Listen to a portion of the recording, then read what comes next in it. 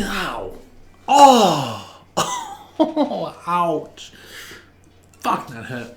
What is happening, guys? My name is Jamie. Today we are doing a classic rock album review. We are talking about Deep Purple and the album Burn.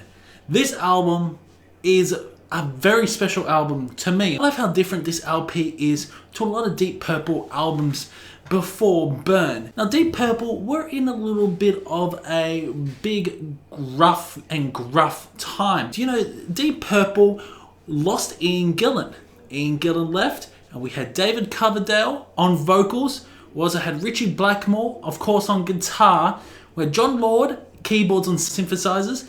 We also had Glenn Hughes, who came in, and also Glenn Hughes on vocals. So there were two vocalists within this band now, and also Ian Pace, the amazing drummer. So Deep Purple released their album Burn back in 1974, around February sometime, and metal was becoming quite big. Black Sabbath and many other bands were coming in, and Deep Purple were of course part of that metal spectrum, whether you like it or not. Who Do We Think We Are was their last album before Burn. And Who Do We Think We Are is a hit and miss for me. And this was Ian Gillan's last album before he departed.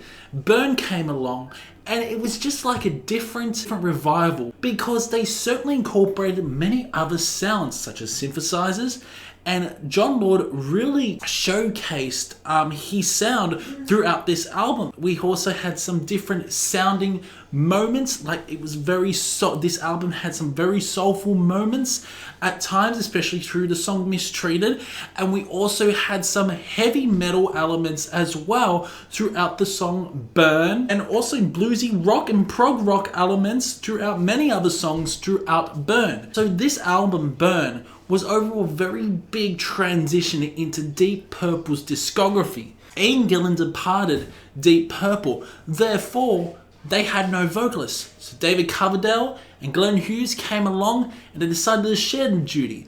And David Coverdale and Glenn Hughes was also in Black Sabbath in one particular album called Seven Star.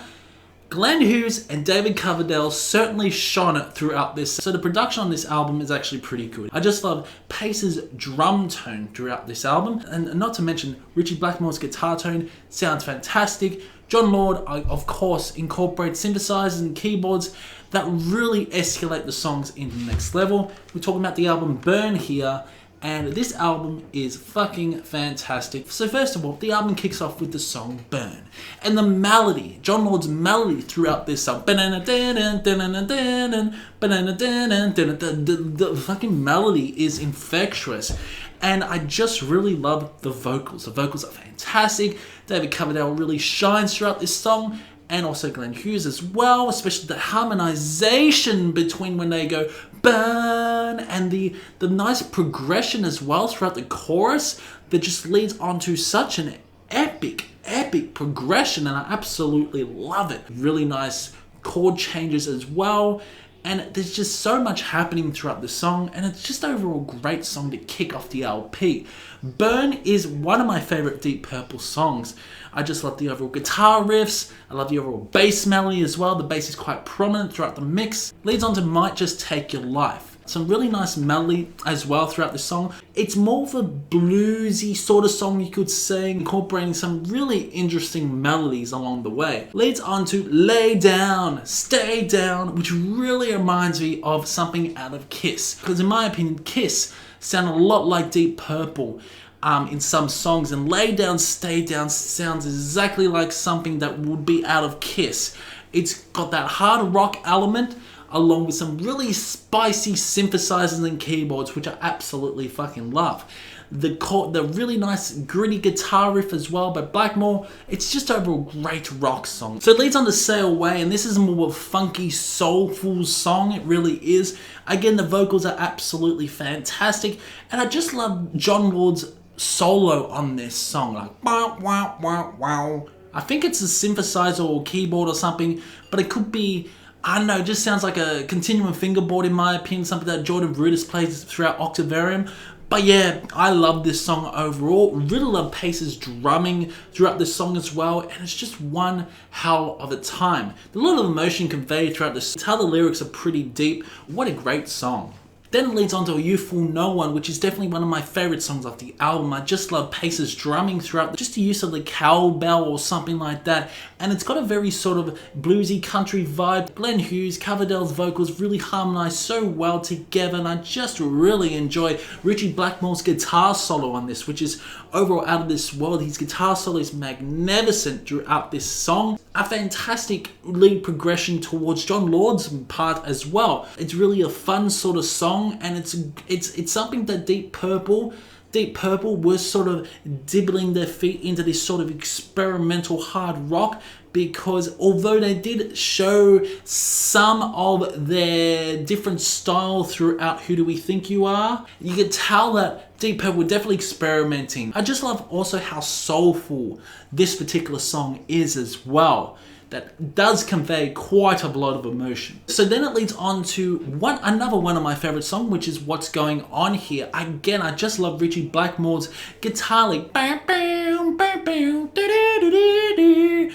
Again, the vocals are absolutely fantastic, really distinctive, rich and warm, and really nice verses. But what really is the star of this show, again, is John Lord's piano solo, John Lord's keyboard solo, or piano moments as well, and the synthesizers that really escalate the song into the next level. Again, some really nice gritty guitar riffs, incorporating those bluesy, soulful vibes as well, which I absolutely love.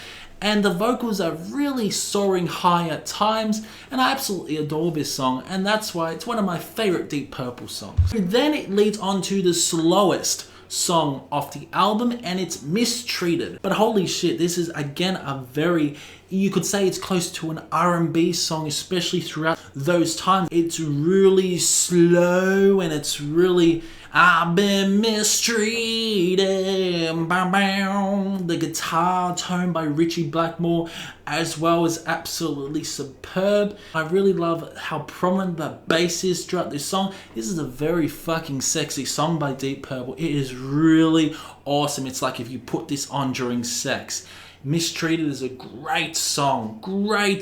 Very slow. It's very sexy as well, although the lyrics may not be sexy, but it's a very fucking sexy song by Deep Purple, and absolutely adore it for what it is. Leads on to A200. A200 is an instrumental, and it's a great way to end off the album. A200 very experimental as well. John Lord is heavily in this song.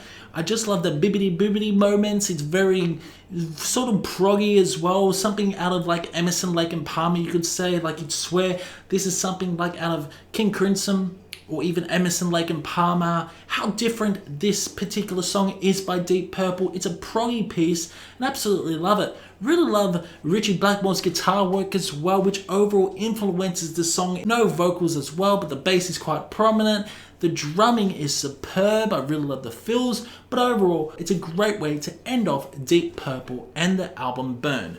So, another classic album by Deep Purple. We had Machine Head I reviewed, and Deep Purple in rock. We talk about Deep Purple in rock later on. My thoughts on Deep Purple in rock, a lot of people may know that could be possibly my favorite album. You'll have to find out and see. But yeah, Deep Purple and the album Burn is absolutely a fantastic LP that if you haven't checked out this classic rock album, I question what are you doing? Because not only that, you may debate that is kind of metal, but it's more on the hard rock, bluesy, funky, soulful side. And Deep Purple really nailed this sound. Brought this particular sound back into the next album, Stormbringer, which will be my next album I will review for Deep Purple. And Stormbringer, again, is a hit and miss album for me, of course, and I got a few little grunts with that album. But yeah, Deep Purple Burn is close to a perfect album. It gets a 9 out of 10. Burn and You Fool No One, along with Mistreated, being my favorite songs off the album. So guys, comment below what you thought about this album review. Do you agree or disagree with my opinion? Comment below if you heard this album. Keep discussion going in the comment section below, and I will see you in the next one.